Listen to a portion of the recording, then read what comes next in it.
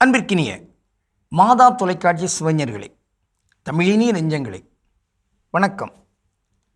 திரிகடுகத்தில் இணைந்திருக்கும் உங்கள் ஒவ்வொருவருக்கும் நன்றியின் வாழ்த்துகள். இன்று செய்யுள் எண் 14 நாம் பார்க்கிறோம். திரிகடுகம் 14. அறிவுடையார் அடையாதவை, இழுக்கல் இயல்பிற்று இளமை, பழித்தவை சொல்லுதல் வற்றாகும் பேதைமை, யாண்டும் செருவோடு நிற்கும் சிறுமை, இம்மூன்றும் குறுகார் அறிவுடையார். திரிகடுகம் 14. இழுக்கல் இயல்பிற்று இளமை.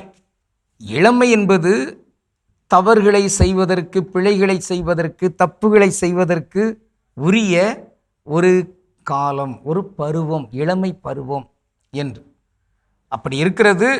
அப்படி இருப்பதனால் அந்த இளமை பருவத்தை நன்றாக வைத்துக்கொள்ள முயற்சியை இங்கு மேற்கொண்டாக வேண்டும்.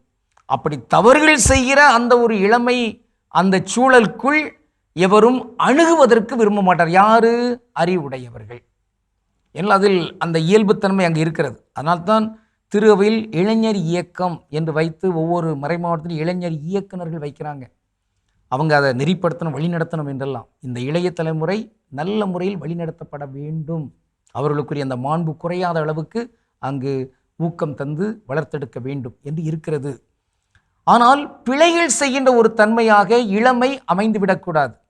முன்னொரு காலத்திலே ஈழத்து கவிஞர் காசி ஆனந்தன் ஒரு பாட்டு எழுதியிருக்காங்க. அதை தேனிசை செல்லப்பா இசையமைச்சிருக்கிறாங்க. கைதட்டத்தானா உன் கை தமிழா, கைதட்டத்தானா உன் கை, அப்படி வரும். அந்த இசையில் ஒருவேளை இப்படி பாடலாமோ என்று தோன்றுது. என்னன்னா, பிழை செய்யத்தானா இளமை, இளைஞா பிழை செய்யத்தானா இளமை. அப்போ இளம்பெண்கள் பிழை செய்யத்தானா இளமை, இளைஞி பிழை செய்யத்தானா இளமை. இளமை என்பது பிழை செய்வதற்கா? இல்லை. நிமிர்ந்து நில். முதுமையானவர்களெல்லாம் வியந்து பார்க்கிற அளவுக்கு இந்த இளைஞர்கள், இளைய தலைமுறை அறிவுடைய செயலை செய்வார்கள். இங்கு இந்த பருவம் என்பது காலத்தை வீணடிப்பதற்கும் அல்ல தன்னலத்தின் அடிப்படையிலே சிற்றின்பங்களை பெறுவதற்கும் உரிய காலம் அல்ல.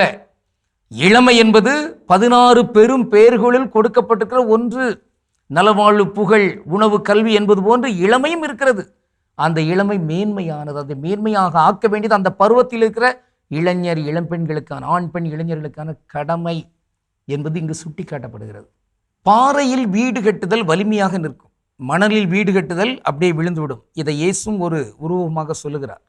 அதை போன்றுதான் இளமையில் கல் அப்படிங்கிறது அவ்வையும் சொல்லியிருக்கிற ஒரு செய்தி.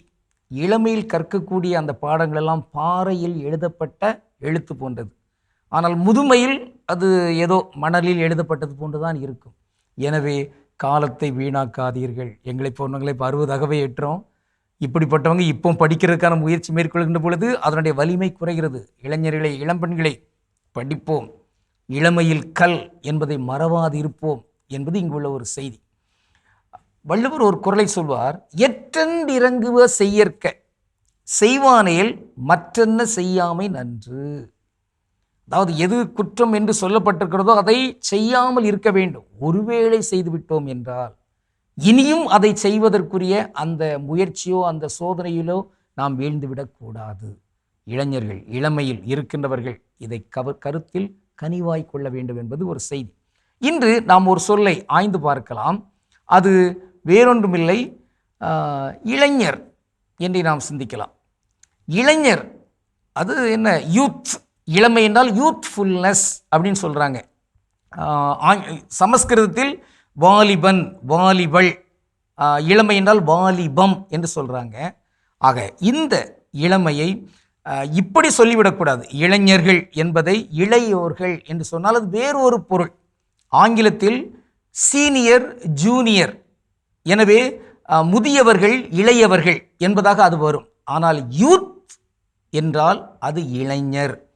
இளைஞர் என்பது பொதுப்பால். இளைஞன், இளைஞி, இளைஞர் என்பது பொதுப்பால். இதை மறந்துவிட வேண்டாம். எனவே இளையோர் இயக்கம் அல்ல, இளைஞர் இயக்கம். அருள் கூர்ந்து இதை திட்டமாக வைத்துக்கொள்ளும். அந்த வகையில் இளமை பருவத்தை இளைஞர்களாக இருக்கிற நீங்கள் இதில் தெளிவாக இருந்து அதை மேன்மையுறச் செய்வதற்கு இன்று உறுதியேற்றுக்கொள்வோம். நன்று கடவுளுக்கு திருவிழமானால் மீண்டும் நாளை திரிகடுகத்தில் இணைந்து மகிழ்வோம். நன்றி, வணக்கம்.